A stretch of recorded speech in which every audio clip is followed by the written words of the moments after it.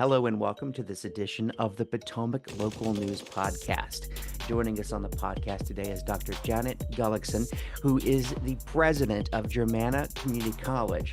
She's retiring this summer after many years of leading the institution, and she's highly credited for turning it in a much different direction and building it up to what it is today. And so we can't wait to talk to her. But before we get to the interview, we want to remind you that we love this community. We love to inform this community, and we can't do that without your help and support. So I strongly encourage you to go to our website, PotomacLocalNews.com, and get our free email newsletters. We send that out every day, and it's packed full of headlines that affect our region and local stories you're just not going to get anywhere else. And if you really like what you see after getting our free email newsletter, hopefully you'll become a paying member and subscribe, because again, we cannot do this work without you, and local news is shrinking, and we're doing our best to bring more of it to you, despite the local news sort of desert. They're called local news deserts. You have to look that up, or maybe I'll do a story about that at some point.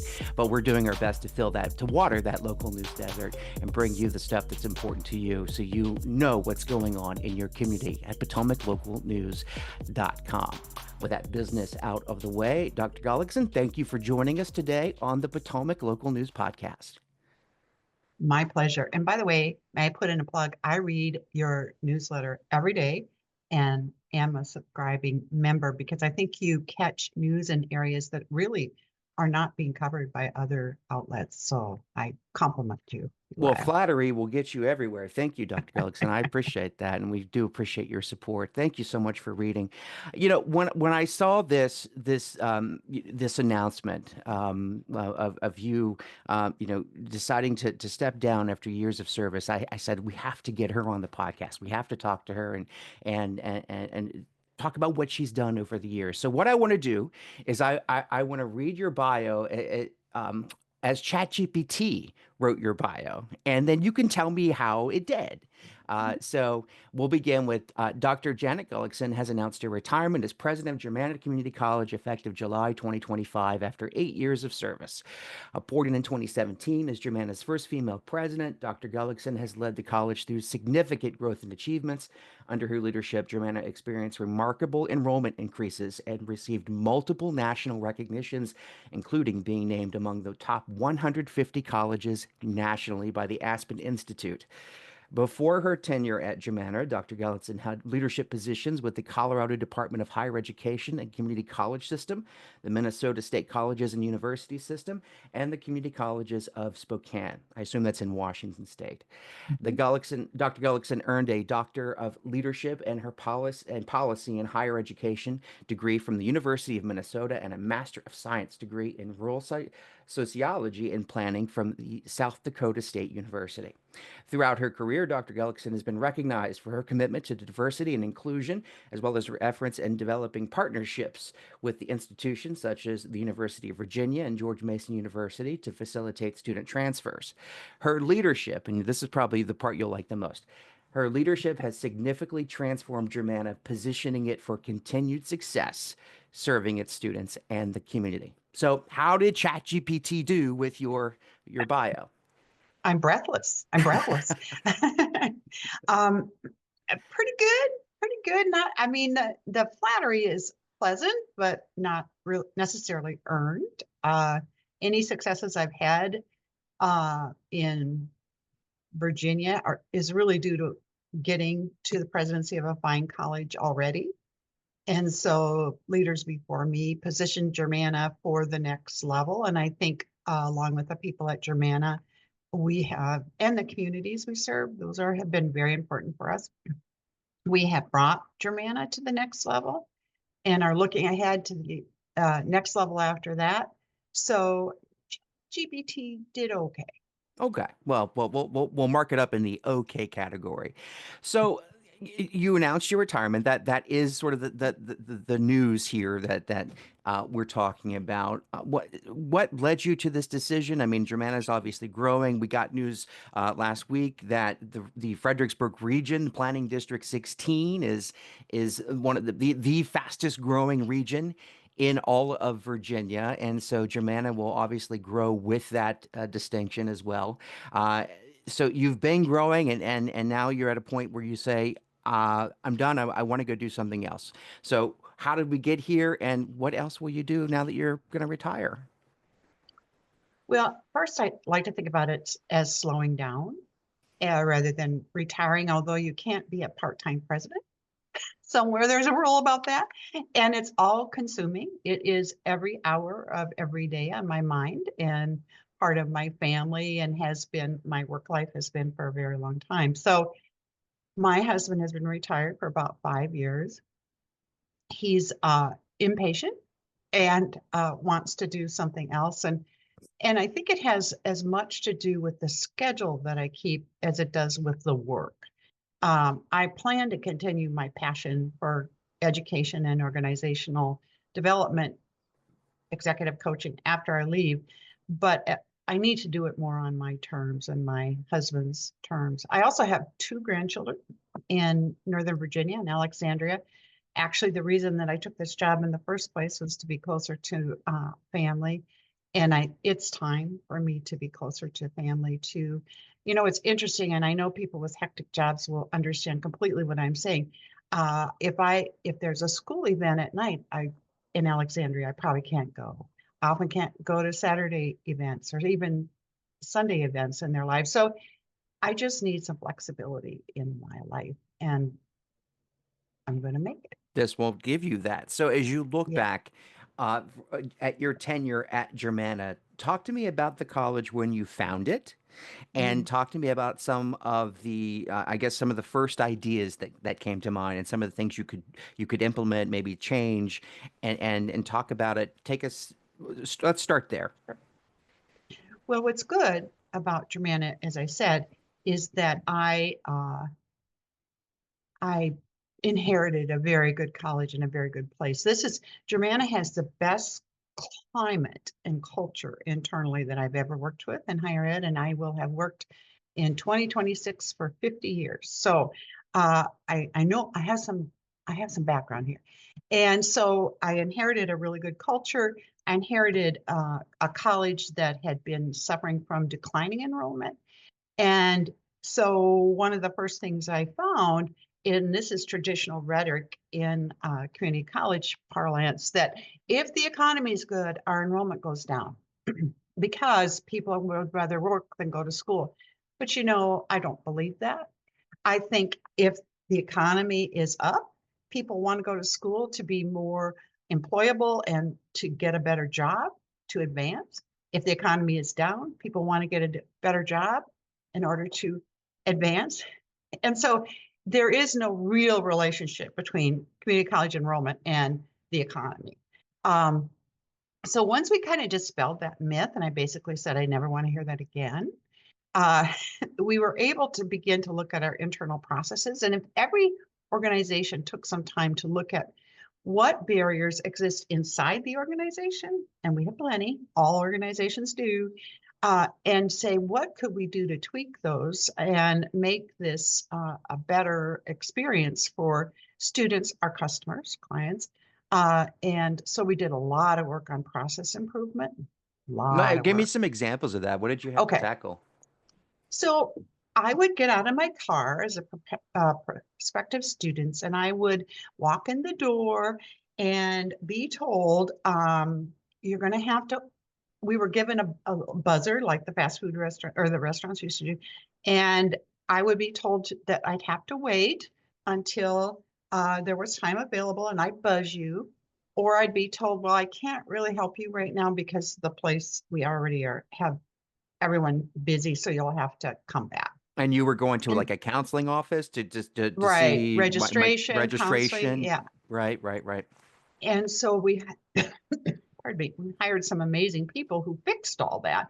And so the other thing that would happen is I would come in as a student, scared to death, maybe a bad experience from high school, and they'd say, oh, got to take a test, got to take your test to find Hmm. out your reading scores and your math scores, knowing most of us knew that we couldn't pass the math portion of it. But And we're an open enrollment institution. And so there was a statewide initiative. Germanna was one of the first and led the way in terms of getting rid of all that testing for most of our programs. So you don't have to come in and test. We're an open enrollment institution. If you breathe, you're in. Uh, And this testing was required for no matter what program you wanted to go into or what Pretty much, yeah, yeah, pretty it was a much. pretty much across the board, no matter if you wanted to Mhm. go into nursing or HVAC or Absolutely. interesting. Okay. Well, and we didn't have many offerings in career technical education. And if Jan wanted to be an HVAC person, which we didn't really offer, Jan was told, well, you have to go out of this building. There's another building over there that you need to go to, and they'll help you. But I might go over there and there might not be anybody there. The other thing about this is that we weren't community focused as well as we should have been. I'll give you an example of how that has changed. Stafford is a good example. When I first came here, students in Stafford would have to go to Germanna in Fredericksburg, that campus, to do their business. And no, no, we're not doing that to students who may be single parents or have full-time jobs or have uh, occupations that don't allow them flexibility. And so we moved everything to Stafford. Hmm. And now with our new campus in Stafford, and it's not technically a campus, but we're calling it that, um, you can do everything. It's a big And deal, and it's on Route it's a real 610 big in deal. North Stafford, and Yeah, it encompasses multiple buildings there. And it's, if you ask me, as someone who's covered Stafford and actually lives in Stafford, it's a great repurposing of an existing complex that has sat empty with beautiful buildings, but they've mhm, sat empty for mhm, so long. And in comes Germanna, and hopefully more development will follow, especially as more people follow and come to this. absolutely. So you brought it up. Talk to us about how the Stafford campus is progressing. Well, um, Germanna is known in higher education, and particularly in Virginia, as a disruptor.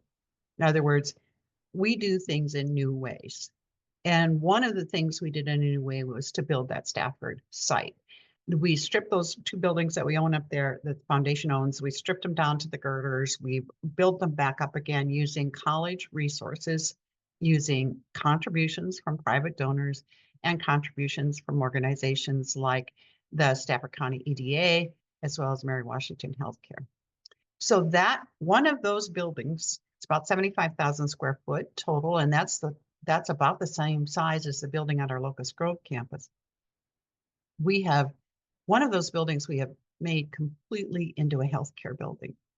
And so if you were to visit, I hope you do, if you were to visit, you would see that we have all of our half of our nursing program there now.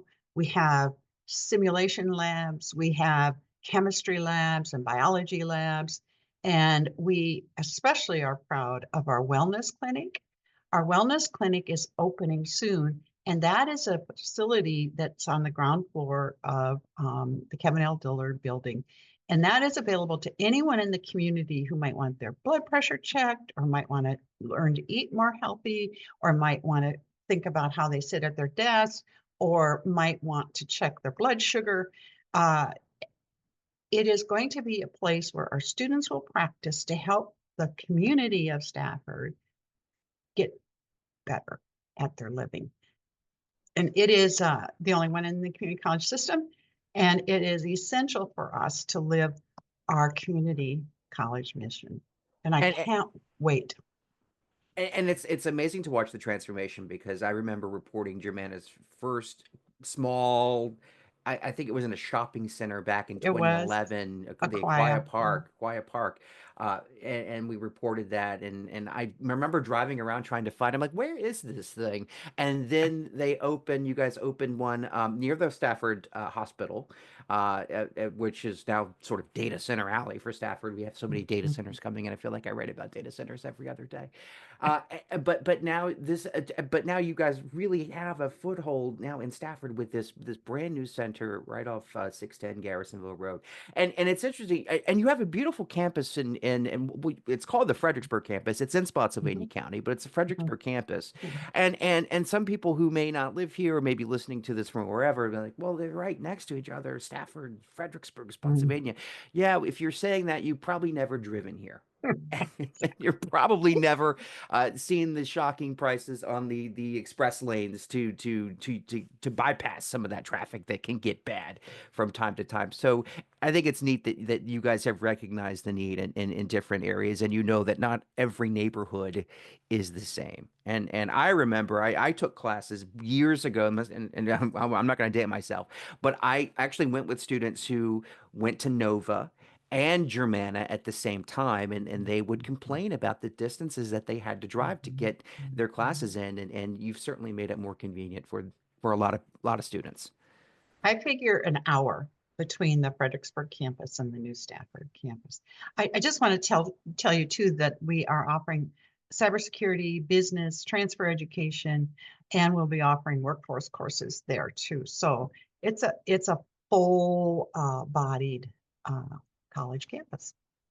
Well, now, as you prepare to step down, where do you hope to see the campus, the college grow, entirely, the college, over the course of the next 10 years? Where do you see it going? Whoa, I think it's going to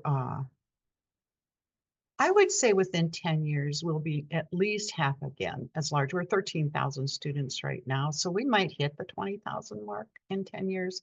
Um, the other thing I would expect is our continued growth among students of color. Right now, Germanna is half students of color and half white students. And of those students of color, half of them are Hispanic and half of them are African American.